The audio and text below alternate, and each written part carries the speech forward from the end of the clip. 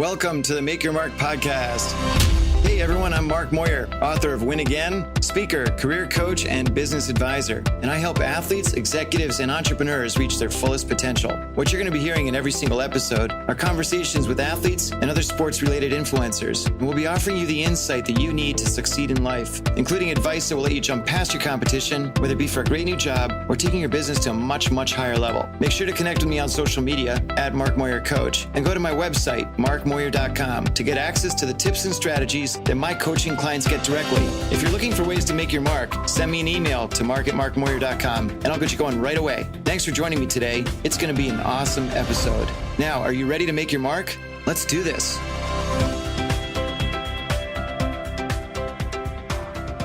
Welcome to the Make Your Mark podcast. My name is Mark Moyer and I'm broadcasting to you live from New York City, and I'm super thrilled to have you on board. Whether you're listening here in New York, anywhere else in the United States, up in Canada, or anywhere else on our great planet, thanks for being here. And I'm super excited because I just finished speaking with Kathryn Ducey. And Kathryn is doing some incredible work right now with athletes, and she's really helping them make the leap and make the transition out of their sport and into a whole new endeavor, whether it's a career or business. And she's doing a lot of the same work I'm doing, but in a whole different way. I love her methodology. I love the way she thinks and the way she talks. And she really has it down. You're going to love this episode. If you're an athlete, you're going to get a ton from this. Tons of great advice from both myself and from Kathryn. It's well worth listening to. But before you do that, make sure you subscribe to the podcast, whether it's on iTunes, Stitcher, Spotify, YouTube, wherever it is, subscribe. Also catch all my other episodes on my website, markmoyer.com. You can get access to them there. And go to the website as well for great advice on taking your career and your business to a whole new level. And feel free to reach out to me directly, mark@markmoyer.com. Would love to hear your thoughts on this and any other feedback you have. But you are going to absolutely love this episode with Kathryn Ducey. She's a riot, a ton of fun, a wacky Canadian, man. I love him. She's great. Happy listening.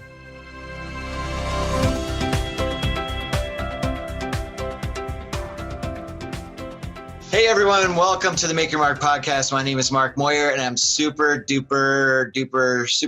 to have Kathryn Ducey on the show today. She hails from way the heck up north somewhere. I think the just below the Arctic Circle, I think it is, right? Yes? Toronto. Wait, where is that again? No, I'm kidding. And she also alerted me that she got 20 centimeters of snow, which is equivalent to 14 feet. So she's snowed under right now. She's fortunately was able to string a few strings along the street and get a really great internet connection. So we're super excited to have you. Hey, Kathryn, say hi. Hey, Mark. I can tell this is going to be a comedy show. Comedy hour. I hope that's okay. It's been one of those days, so I'm going to have to throw a lot of, yucks in there, yucks or whatever it's called in there. So I always like to feature guests on my show, the Make Your Mark podcast, that I feel are making a true mark on society and in the sports industry and, really making an impact and a positive one, right? And what really struck me about you and what made me say, she needs to be a guest is that big giant smile of yours. Now, for those of you that are listening to this, she's actually smiling a lot right now. For those of you watching, you can see it. So, Kathryn, do me a favor, and before we launch into your past, which we'll do in a minute, tell me a little bit about what you're doing now, and then we're going to come back to all that later. Awesome. Yeah, cool.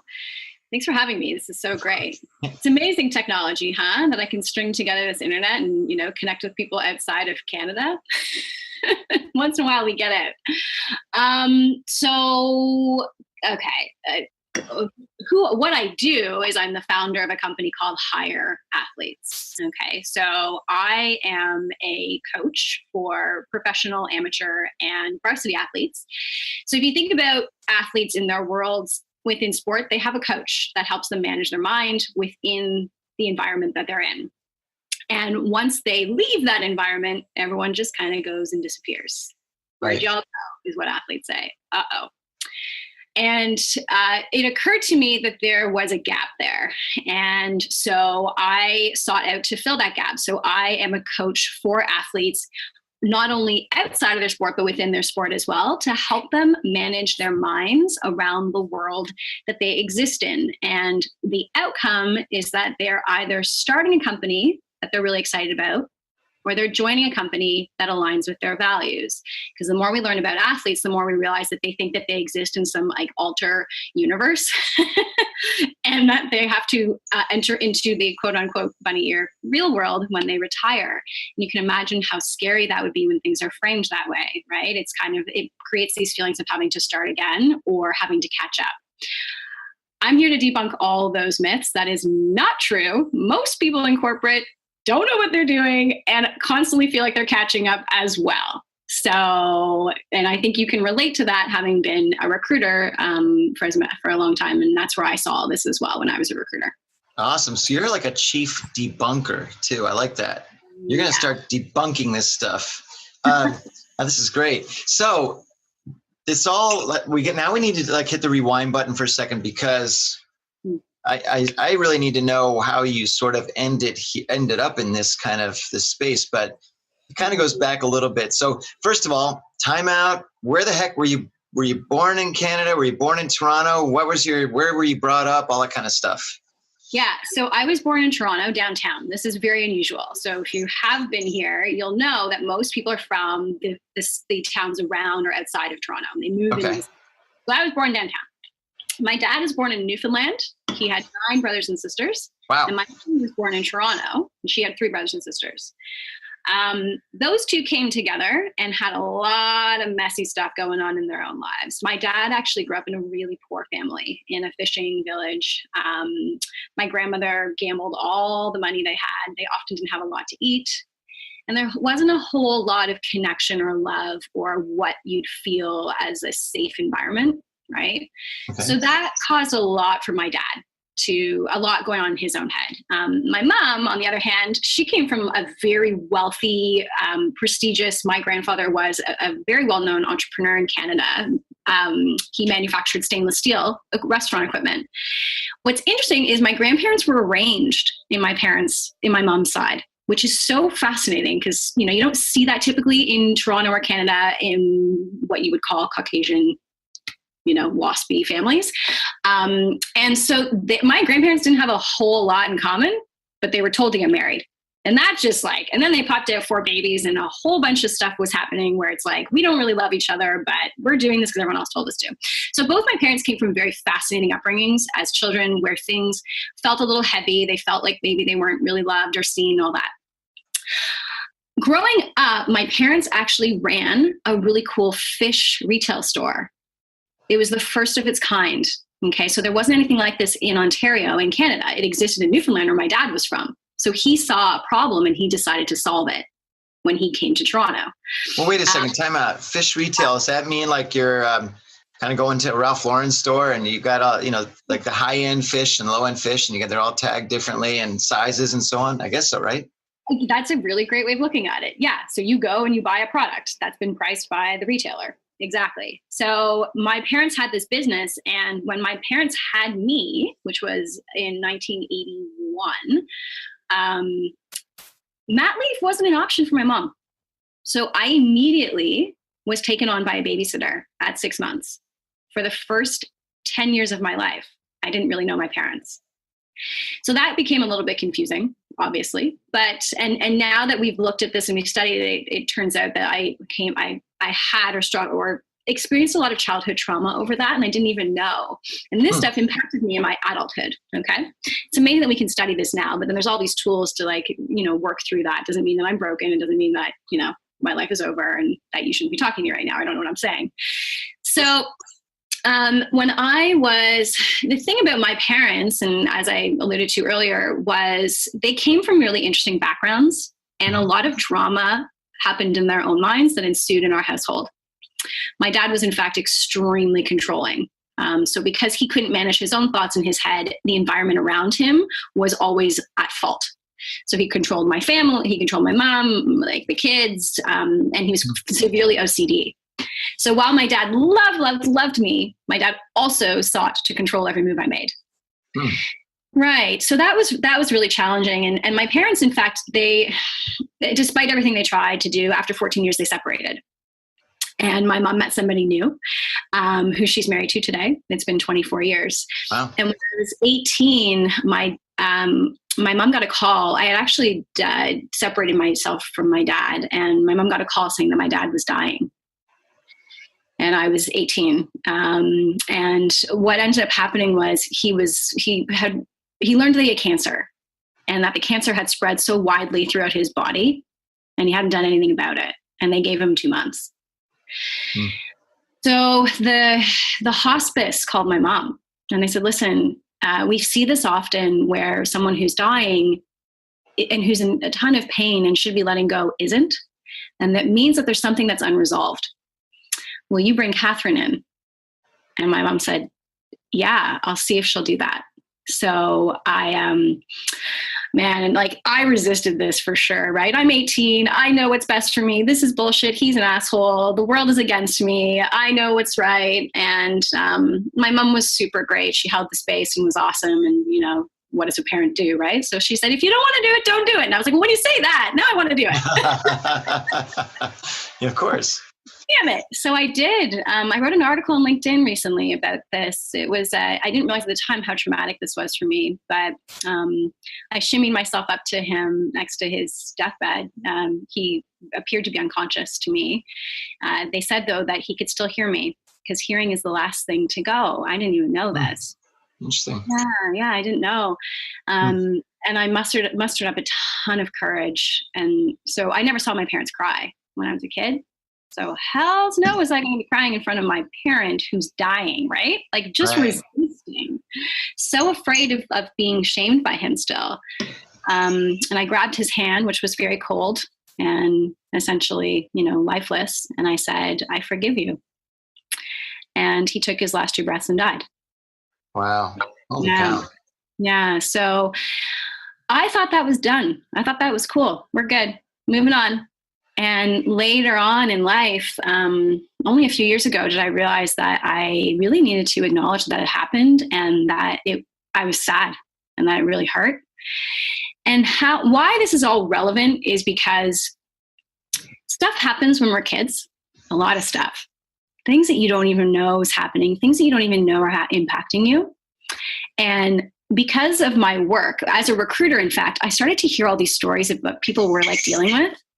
And because I was meeting, I don't know what you were like as a recruiter, but I would meet 20 to 25 people in person a week for a couple of years. So I took this on. I was super serious about it. I was like, look, if we're going to recruit well, we need to be meeting people in person and we need to be listening to them and we need to be watching body language and we need to be like really digging into this. This is not just a phone conversation about what you've achieved in your last job. It's not about that. So I had been pattern matching all of this trauma and pain and shame and blame in all these people as a recruiter without even realizing it. Yeah. So, and that's when I started to realize, oh my God, I have shit that I need to deal with that is holding me back. And it hit me like a ton of bricks. And I started to take on some really cool personal development work about 5 years ago. So to summarize this with a nice little bow, why athletes claim to play and why I care so much and why this work is so effective is one, I do the work on myself too. So nobody, not even an athlete, is immune to bad thoughts, to stuff that happened when we were kids and we made mean something. The other thing is that because I have such a deep interest in business and then have done so much in terms of hiring and building teams and think very differently, I have actually all these myths that I'm debunking for athletes, which is causing them a whole bunch of fear and having them actually be in action, not taking action, because they think that we know all these things. Well, I have something to share with you. We don't. We're all kind of working on it. It's all the same thing. We all deal with the same shit. Well, and the last thing I'll say, what I was going to say is athletes is that as a kid, my parents didn't put me in sports. And I had actually a lot of shame around that. I was pissed off at them. I thought it put me at a disadvantage. And I wasn't the kid who had like posters of New Kids on the Block on their wall. I had Olympians. So I actually lied on my resume. When I graduated from university, I said that I skied competitively. I did not ski competitively. I know, I did not. I was not there. I did not have those skis. I did not compete in that competition. I didn't. I lied.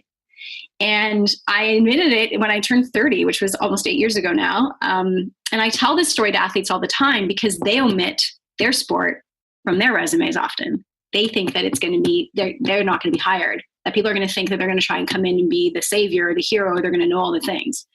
Yeah. Well, you know, what's interesting is that, well, first of all, are you a competitive skier now, or? I ski, but not competitively. Right. Oh, you come on! I know you're like on the top of the mountain, going, "I'm going to beat your ass." You're looking over at someone else. I'm going to kick your anyway. Well, you know, one thing I've found with and it's interesting you mentioned that, especially with the athletes and being a little concerned about mentioning their sport and the fact that they play, because you're right. Even if you see their profiles on LinkedIn, you really have to kind of go all the way down to find where it says, "Oh yeah, played for the whoever's," you know, and it's amazing, but it's also because they feel that they don't really bring that much to the table as athletes, and we'll talk about what they do bring to the table in a minute. But to me, I think what's interesting about athletes and trying to make a transition out of the sport is that as they play and when they play, their confidence level is through the roof. They know that they can perform at a very high level. They're elite athletes. They're excellent at what they do. They're one of the best in the country, world, whatever it is, at what they do. And all of a sudden now they're in an environment where they have to put on a suit and tie, or, you know, a suit, and they have to be around what they perceive, which is what you also said, you know, they perceive to be experts at everything, but nothing that they know. And suddenly they're like, oh crap, you know, what am I? So to me, the biggest hurdle for them is really just giving them that confidence level back, that they can be top performers in a new endeavor, right? Absolutely. Yeah. Yeah. And you and I have the tools to do that. I'll tell you something that's been really fascinating. So as soon as I started Hire Athletes last July, I decided I'm always about get to the root cause. What the hell is happening and where did this start? So whereas most people will say to me like, oh, so great, you help athletes build, you know, a company. I'm like, well, I help understand why they're not taking action. Because anybody can in fact start a company. If I can start a company, an athlete can start a company. So it has nothing to do with starting a company. There's something happening in the world of sport that has them feel like there's a distinction between their sport and the rest of the world. And so in order to get to the bottom of that, I have spent hundreds of hours on the sidelines of different sports. So watching, like tonight, I'm going to watch the Canadian Taekwondo team train. I was with the Canadian track runners last week. I'm going to be with Canadian swimmers next week. So I just go and I observe what is the language and how are the coaches communicating with the athlete and vice versa and the parents. And what I noticed was the way we talk to athletes when they're training is we really do distinguish them from the rest of the world. Like they've got this gift in this moment at this very time. And then everything else is like, ooh, but good luck when you go out there because the world sucks. Like, you know, there's kind of this like interesting talk around them and the rest of the world. And so it's created this distinction. So when they go out into the quote unquote real world, it's quite terrifying. And there's a lot of pretending going on and a lot of like heroism. And when you mix that with like, man, I don't even know who the hell I am outside of my sport, it gets really messy. It does. And the thing about recruitment for the longest time, and I know you can attest to this, Mark, is we kind of believe a lot of the stuff that people told us about how companies should be run and how to hire. So like when you become a recruiter, your CEO of your recruitment firm probably said, well, here's how it's done. And I need you to believe all the things I'm telling you about how this is done. And you said, okay, great. I'm going to believe all the things you tell me. Then you start to meet all these people and you're like, whoa, we have a problem. Because what I've been told about hiring is not true. We have a real problem. And one of the things that I was told was athletes are very good in sales, real estate, as teachers, and as coaches. So whenever you have any of those recs, call an athlete. So we've actually been the cause of all this. It's not true. Now, while yes, they could serve a great purpose in those roles, no one's ever asked them if that's actually what they want to do. They've kind of come to us as these subject matter experts and taken us up on those jobs. Well, you're in. What's interesting is that I don't know if it's necessarily just us pushing that myth, as you like to call it, but it's even the professional leagues or the NCAA or the entities that are saying, here are all these jobs that you can do. And then they'll list, assistant coach football at a high school, or coaching, or as you said, sales, or own a car wash or whatever it is. And you sort of say, well, why isn't anybody suggesting to them some of these other roles? And, the one guy that, really stood out for me when I first started doing the coaching for athletes, he didn't realize that he could become, involved with financial analysis and be on a trading desk. And he had been doing a lot of day trading. So he understood the markets and understood, how, some of the strategies involved with them. But he just kind of kept on thinking he was a dumb jock sort of a thing. And so then when it became clearer to him that he wasn't that, and that he could bring a lot of not just talent, but see the intangibles, and this too, we're both probably repeating a lot of our own stuff, but there's so many different qualities that an athlete brings, but to me it's sort of the tenacity, and it's the ability to push past boundaries, push past hurdles, and really the work ethic is through the roof. And so to me, if I'm somebody hiring an athlete, I'm excited because I feel that I can either ask them to do almost anything or ask them to learn how to do almost anything, and they'll get there faster than potentially non-athletes. So with this particular guy, he never imagined that he could work for a financial services company, bank, and ended up, he met with a couple of people. They really liked him. He kind of was like, wow, I have no idea they'd really like me. And boom, he ended up getting hired. So it's, you're so right that now, so with that said, when you speak to, I know you say you like to listen to an athlete. So let me take a half a step back. What are some of the things that you like to, let's say I'm an athlete. Let's say I'm a rugby player. I played collegiately, and I'm thinking about, maybe playing professionally in one of the leagues, whether it's in Europe or, North America, whatever it might be. And, but I'm also thinking, you know what? It doesn't really pay a lot of money. I need to kind of cover my rear for when it's time to get out. What are some of the things that you'd want to try to find out from me? Okay. So the question is, you're competing, but you're also thinking about wanting to consider how to prepare for your future. Correct. What's your story around money? What was the thing you said around money? Well, being a professional rugger is not necessarily going to be life-changing financially. It pays some of the bills and so on, but it's not. I'm not that good. So I'm like the guy that's maybe I'm riding the bench a little bit, or maybe I'm playing, but I'm not making a big killing. So I feel like I better really be ready for the day that the sport ends, or maybe even have a sort of side gig while I'm still playing. Yeah. Okay, great. Yeah. So the first thing I would say to the athlete is, do you know that you only live 5% in the conscious and 95% in the subconscious? The athlete usually will say to me, what? I don't understand what you mean. And I said, yeah. So the 5% that you think we have to work on is actually not what we're working on. We're working on the 95%, the whole story that's going on behind your head. Okay. So the way you just described that whole narrative about this person that you made up, this person sounds like they don't think very highly of themselves, and they don't think they're worth a lot. That's what I just picked up from that. And that the world is hard. I picked that up from whatever you just said too. And I get a lot of people coming to me and saying exactly that. And where did all that come from? Their environment. It came from the way that they're being spoken to. It came from their parents. It came from all of that. Okay. You have to remember that where our parents came from in the age of industrial revolution, all that stuff, hours did equate money. Right. That's just, it's not that anymore. You can work 3 hours, you can work 3 days a week and still make $1 million.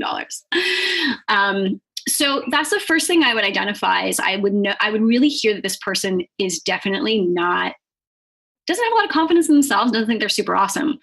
And what my work actually does is it gets to the bottom of what are the beliefs about yourself? What is that thing that you think about? Like, who do you think you are? So when you ask someone who you think they are, sometimes they'll be like, oh, I'm a rugby player. So let's say this person's right. I'm a rugby player. Great. I'm Canadian. Awesome. I'm a man. That's so great. Okay. What else are you? And people get so stumped. They're like, well, I don't understand. What do you mean? Who else am I? And I say, well, who else are you? Are you a provider? Are you a coffee drinker? Are you a lover? Are you a fighter? And it's amazing that we can't see the things that we really are in the 95% in the subconscious that we haven't quite believed wholeheartedly yet. But wait a minute. The subconscious isn't talking to me. It's in my sub. So how do I find out what's kicking around back there? Yeah. So in order to bring your subconscious forward, you do a lot of thought work. Okay. So that's what we focus on in my program. So I run a 12-week curriculum with my athletes and with all the coaches, any coaching I do for anybody. In fact, I do a 12-week curriculum. It's 2 hours a week in person, belly to belly with Kathryn Ducey, yours truly. It's a lot of work for me, but it's something I'm really passionate about.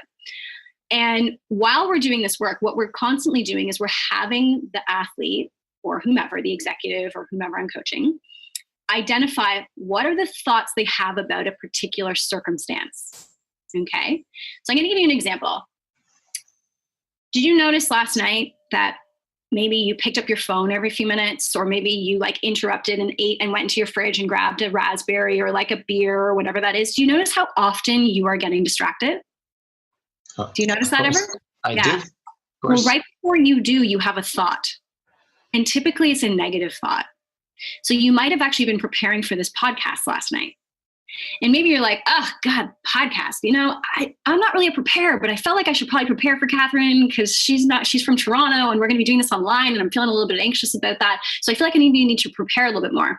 But in your mind, you don't believe that you're someone who prepares very well. So you keep getting distracted with that negative thought and you pick up your phone, or you go and you grab a beer, or you go and you call a friend, right? So we have 60,000 thoughts a day, 60,000, and half of those are negative. 30,000 thoughts are negative, and 2,500 of those thoughts are happening in an hour. Holy crap. And we don't think that any of that's impacting us. So this athlete comes to me and he's a rugby player and he says all this stuff. And I'm like, holy crap, I don't think that you really believe in yourself. So let's get to the bottom of what those thoughts are. And that one-to-one work that I do, will bring out those thoughts. So we'll say, like, what are the circumstances? What are the thoughts you had? What are the feelings that created? What's the action, inaction, reaction? And then that creates your results. And now you also mentioned something about money. Money's fascinating. And I found that money in sport is interesting. Okay. So you've got your professionals who have been spoken to like they deserve a lot of money. You have the amateurs who've been spoken to like they don't. So they just believe that money's hard. It's hard to be an amateur. You don't make a lot of money. Says who? Like, where did this all start? It's just recycled drama. What's funny is that it starts, I think it starts at the top a lot of times and they hear it coming down. And, it's interesting. I don't know how much I want to say, but one of the people I deal with, it's tied in with the Olympics. The perception is that people are different based on how much money they earn, and how they that the way to train them is different based on how much they earn. And it's interesting because I think that person's been surrounded by people that don't earn a lot because they consider themselves, as you say, amateurs. Therefore, as an amateur, I need to go work at whatever gas station for $8 an hour, instead of I'm an amateur, but I'm an Olympian. I'm a high performer, an elite athlete, and I can easily go work as a C-level person in a company. And if they're taught that you're kick ass on the mountain or on the in the ocean or whatever sport you're doing, and therefore you can kick ass in any sort of corporate environment or entrepreneurial endeavor, whatever it is. If they're taught that, they will do that. They will follow that way. If they're taught even at a young age, well, you can be an Olympian, but you know what? When you get out, you're just going to be, working at wherever it is. Then you're right. It's sort of, as you said, the environment that we've been whether it's raised in or even after being raised. I mean, it's something that I think when you get to be my ripe old age of young, what ends up happening is that you also, even for the last 10, 15 years of your consciousness or even subconsciousness, you start hearing the voices, you know? So last night, I'll be honest, I wasn't preparing for this podcast mostly because, Kathryn, I knew you'd just run with it. I could just say 3 words and you were going to kick ass. And you know what? During this hour, there's going to be like 3 negative thoughts, not 2,500. And they're only surrounding me just trying to make sure, number 1, I remembered to hit record. Number 2, that I don't spill my coffee. I think that's probably a negative thought. And yeah, that's it. I only had 2, and maybe you've got 1 in there somewhere, like, you know, I don't know what you might have, but I've got a million. I've got a million because I'm a human. Yeah. While we're talking, you have them? Oh, for sure. Oh my, do you guys, your listeners probably want to know what they are. Yeah. Just one. Yeah. So one of them is that what I'm saying isn't accurate. Well, isn't that crazy? Wait a minute, time out. Hang on a second. It better be. I know. Well, you did lie about the skiing. So now what else have you? Oh my God. So wait a minute, you're not even in Canada. I know. So listen to this. So imposter syndrome is a real freaking deal, huh? Yeah. It's making everyone out of the game. Okay, so we all think we're frauds. We all think that we are flawed, you know? Like, shame is a real thing. And I love. We've got this really, really amazing initiative happening right now in Toronto. And actually it's happening in many places around the world called Fuck Up Night. Oh. It's so great. Okay. So this woman, her name is Marsha in Toronto. She brought it. She actually discovered it in Israel, I believe, or actually Mexico, maybe. And Marsha Drucker, and she brought it to Toronto. And what it is, it's a platform for people like entrepreneurs and solopreneurs and CEOs and people in companies as well to get up and talk about their fuck ups and talk about their failures. And one of the root causes of not talking about that is our inability to express shame. Right. And our inability to talk about the fact that we all think we're frauds. We all think we're like, okay, someone's gonna knock at my door right now and they're totally gonna say to me, I got you, I knew it. Like, this is what we think. Our brains were wired back in primitive times. We still have very primitive brains. They have not caught up to modern times. So we constantly think we're in danger. We do. We're constantly thinking we're in danger. And that creates a lot. If you guys can't see Mark right now, he's looking around the corner for wanting to pop out. I gotta grab my caveman club. Hang on a second. Yeah. So we always think that danger's coming, danger's looming. Okay. So I'm on this podcast and my brain is thinking danger, danger, danger. And it's okay if you can't see it. And if you've never thought about it, it's always there. And that's one of the things that I work with my students and with my athletes is, you mentioned something about athletes being really great at getting the job done, at taking action. They're like, very, what's the word I'm looking for? Like, they'll follow through and they'll they'll get back up. Okay, I got it. See how we talk about that though? It's somewhat dramatic the way we frame that. Like, wow, they're like the hero. Like, it's crazy. Well, where there's heroism, I know there's a lot of drama. Okay, so from observing the sidelines in sport, it's quite dramatic. The way everyone's talking, the way everyone is thinking, the way they're framing things. And I believe that it is what contributes to athletes being successful, because they take all this action stemming from a place of drama. And it makes so much sense for me. Well, can you imagine if you were at an office and you were doing some sort of analytics at your desk, and then you had 27 people surrounding you going, come on, Kathryn, you can do it. Do those analytics. Come on, you'll be the best ever. You'll be on the top of the podium. You'll be like, what the? So you're right. When you're an athlete, you keep on hearing that. It kind of dissolves into the DNA a little bit and so forth. And, I think that, look, and you, again, we all know this, but this is great. I really hope a lot of athletes are going to be listening to this because, we're what's so important also is the whole notion that you know, the the bottom line with an athlete is that the minute they realize and understand that they can kick butt afterwards, then we're off and running. And it's all about really then trying to figure out, well, what is it that they truly love to do next? You mentioned it earlier where you said, look, athletes often are sort of steered into things that maybe they don't necessarily want to do, but they kind of feel like, well, maybe I should be doing this. I mean, that's what I'm being told I should be doing. And when they realize that there's so much more available to them, then their eyes actually open up a lot more. One of the guys I had on my podcast a couple of months ago, Gus Farad, he was quarterback in the NFL for many years down here in the US. And he's now involved with a few startups. And I think in his case, he started to realize that with these startups, people actually valued his opinion and valued a lot of what he went through as an athlete going forward. And they started realizing it'd be great to have him on their team, not because he could walk around saying, I'm some big shot NFL quarterback, but instead because he'd gone through a lot of the experience and really had that firm understanding of what was needed to move the ball forward, sort of a thing.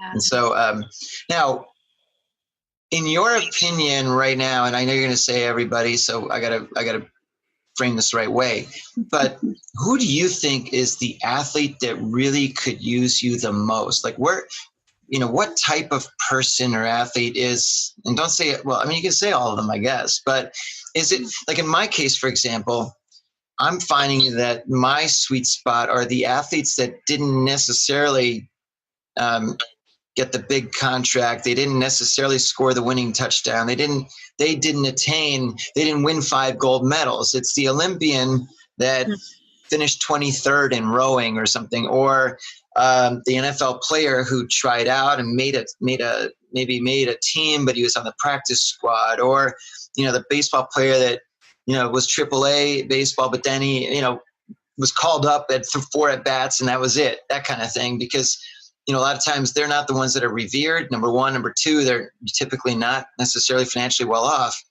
And they go through their money just as fast as we always hear all the stories about the wealthy ones that, blow it all.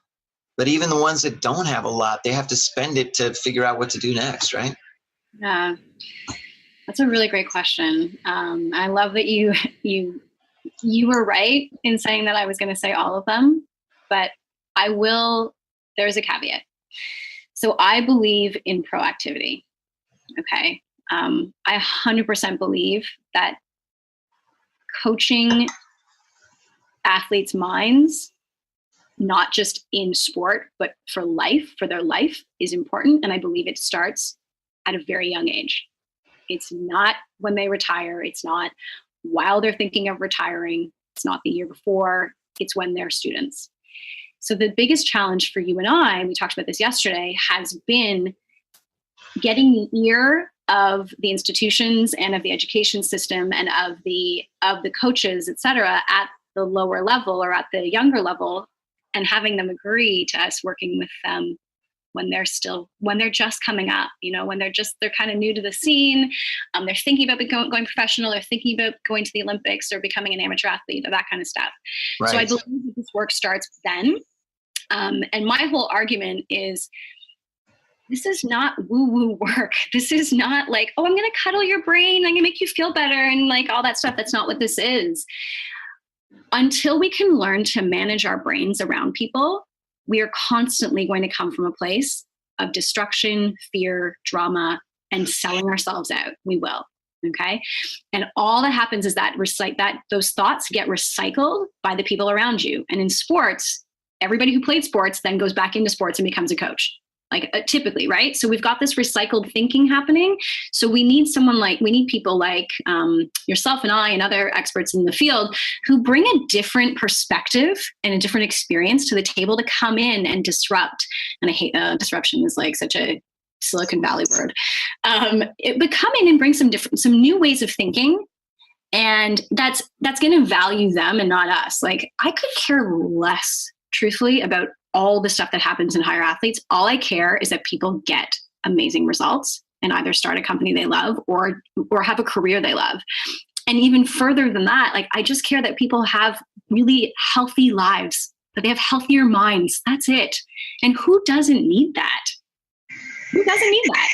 Of course. Well, look, because I mean, at the end of the day, and this is something I was talking to somebody else about yesterday, you know, when you're of that mind frame and mindset, then it sort of, you create the aura around you, right, of the same thing, and it improves everyone else's mindset around you, sort of thing. So, you know, we all have the ability to lift each other up from that perspective. And to me, again, it's just breaking past some of their depression when they're just, you know, sitting on the couch and saying, holy crap, what am I doing next?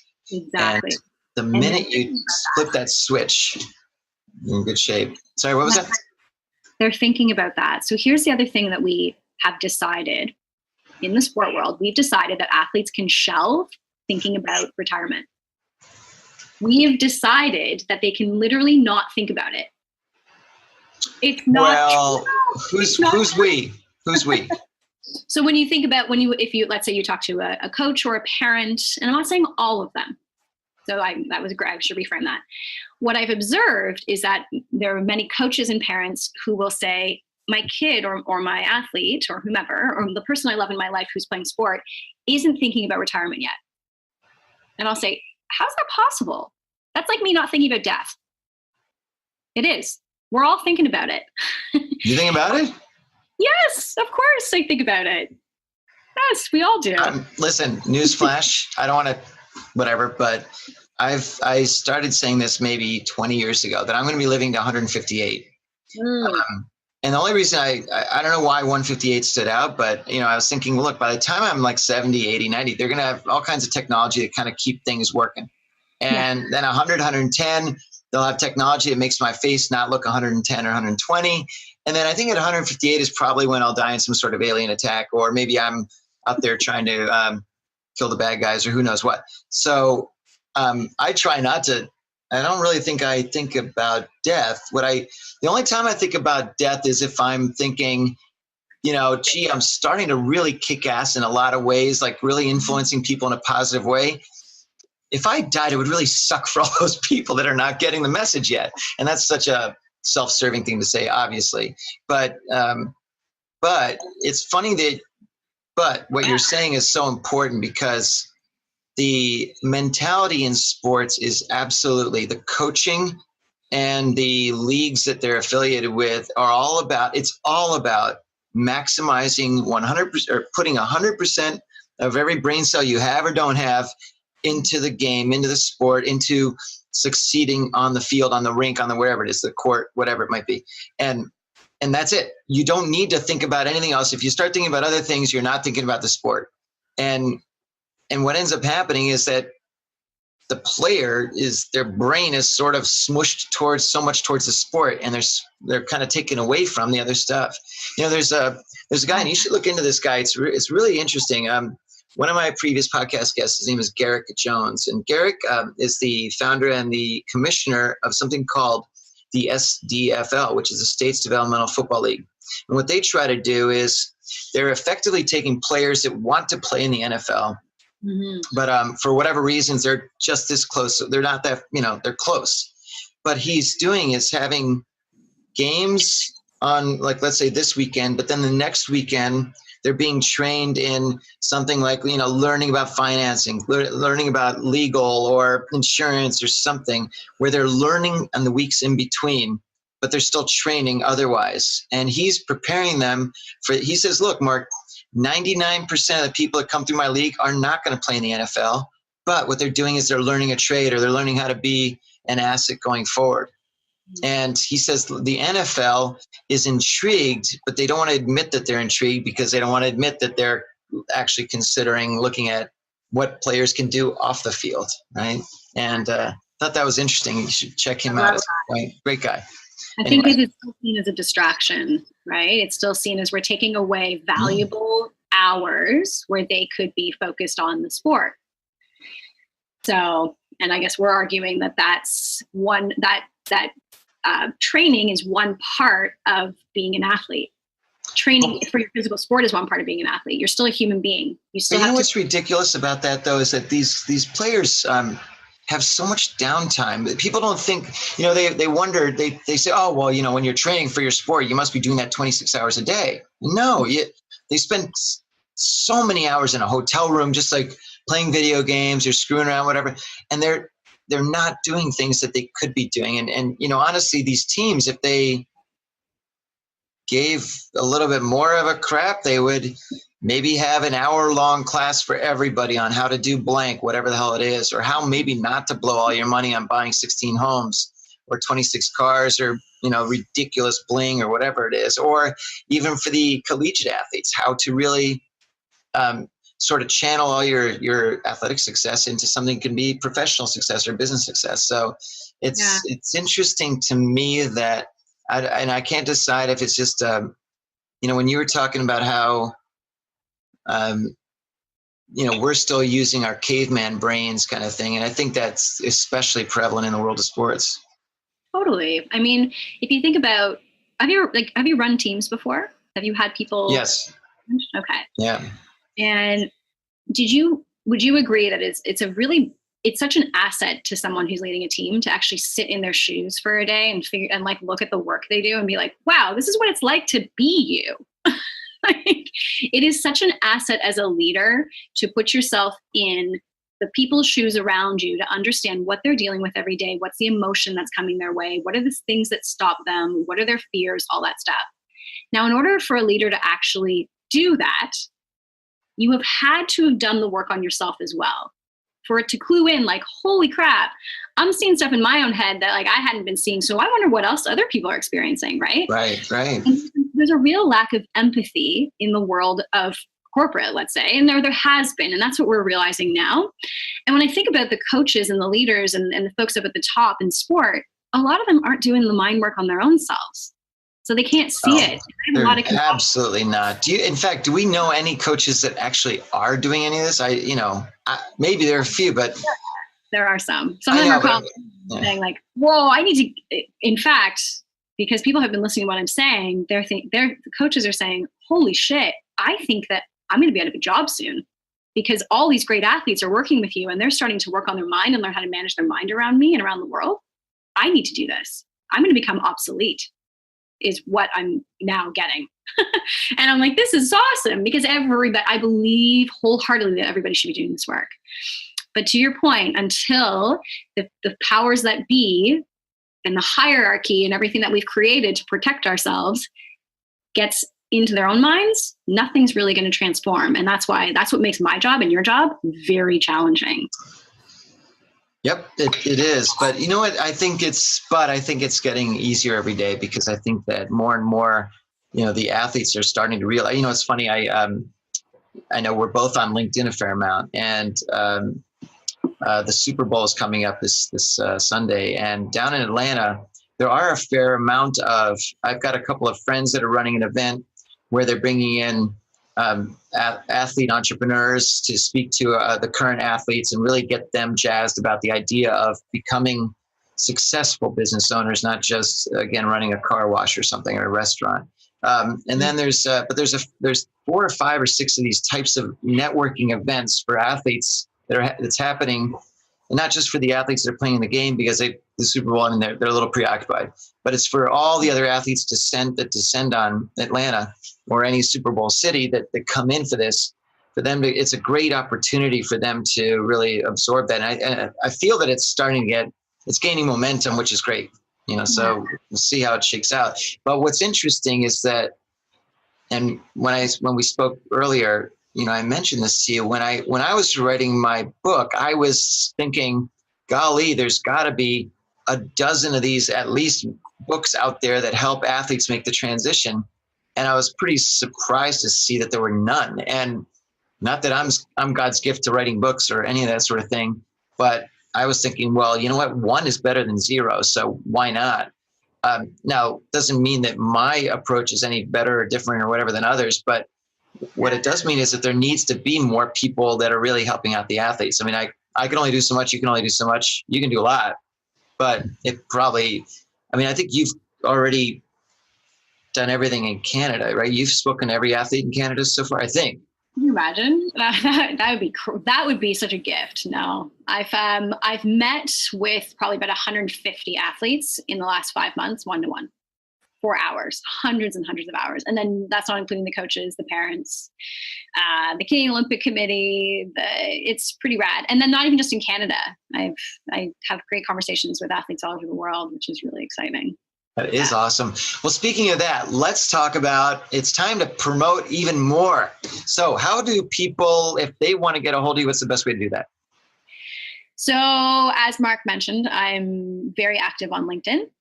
In fact, I drop videos once a week and write a ton of articles on everything that I teach in my practice. I believe in giving stuff away. Like, my mission is just to have people do the work. So you get tons of access to that on LinkedIn. Now, obviously working with me, you get a ton more, but yeah, there's tons there for you to take on and try with yourself, try on your own. I always respond. Any message I get, I always respond. And otherwise, I'm on Instagram at Duce, DUCE _bag, BAG. Yes, you heard me correctly. It is my last name, Ducey, and as a kid, they started calling me Deuce Bag, and I kept it. And I think it's hilarious. And now that I'm in the world of sport, it's kind of locker roomy. So it's like, people are like, "Oh, you're like this founder of this company," and I'm like, my handle on Instagram is Deuce Bag. That's great. We don't take each other. I don't take myself super seriously. I get I'm really smart, but no one has time to take themselves too seriously. So Instagram, I'm also really active. And otherwise, you can email me at Kathryn, KATHRYNE, Ducey, DUCEY @gmail.com. And I also, yeah. All right. Now, a couple quick questions. This is my little hit your mark segment. It's going to be super duper easy, right?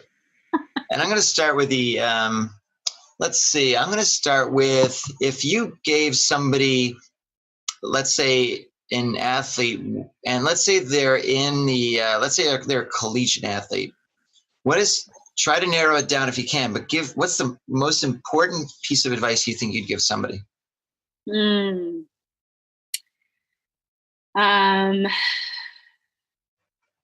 most important advice I'd give somebody. You're going to love it. You're going to love this, Mark. You're 100% lovable. Seriously. Yeah. Just the way you are. You're perfect the way you are, and you're perfect the way you're not. You're 100% lovable. Excellent. I like that.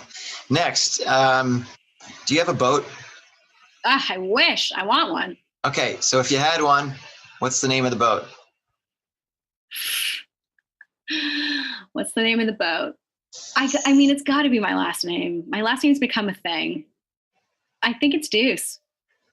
And I think it's spelled DEUCE because that's what people love. And there's something about it. And there's something about two. And yeah. I think it could be Deuce without the E or something like that. Anyway. All right. And then that's interesting. That's pretty funny. If you had a chance to hang out and have a drink with 3 people, alive or dead, who would you pick? Oh my God. Okay. So 100% Sarah Blakely, the founder of Spanx. I think she's just a tremendous human. Definitely Tim Ferriss. I think he's such a what an incredible author, an incredible human, such great insights. And the last one would be, we're hanging out having drinks. I'd be really intrigued to have a conversation with Gary Vee. Oh, really? I think I really enjoy that. I'm fascinated by that guy. I listen to all this stuff and I get that there's some bravado there or whatever, but honestly, take it for what it is. That guy has an opinion and he's sharing it. And you can take on whatever you want from that and not take on whatever you don't want, So Gary Vee. All right. Yeah.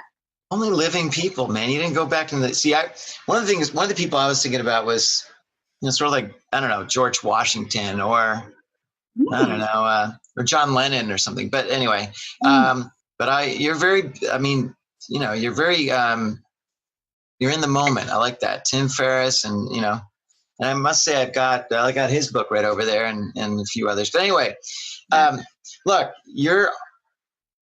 I love what what drew me to you and your profile and your background and everything is the fact that you're doing some fabulous work, and you're doing a lot of stuff that I'm not doing right now, which is, I think you're really, what I appreciate is you're really digging deep with these athletes and really finding out, not just what drives them, but what will drive them. And I really appreciate that. Thanks, Mark. I tend to be one of those people that says sort of just suck it up and this is what you're going to do, because I'm caveman still, and I got my club over there, and I still use my caveman brain and everything else. But look, at the end of the day, I love what we're doing together. This is great. I have a feeling that we're going to be doing some collaboration down the road. Thanks so much for being on the podcast. You're an amazing person. I'm also excited that you were able to fight through the 14 feet of snow to be able to record this. 14 feet, right? 20 centimeters. Anyway. I was sending smoke signals and SOSs, and no one was coming. You know what's funny is that the way the igloo is built, it looks very much like, no, I'm kidding. Jesus, that's horrible. Whatever. I got too many stories about that. The Canadians never get old. They have, I appreciate it. No, they're horrible. It's horrible. I'm embarrassed I said that. I'm horrible. I'm a horrible human being. Anyway, but thanks again so much for being on the show. Make your mark. You've shown me and all our listeners how you're making your mark. I guess you have to call it Make Your Kathryn or something like that. We'll reframe it. Super. But have a great rest of your day, and thanks for being on the show. Appreciate it. Thanks, Mark. I think you're awesome too.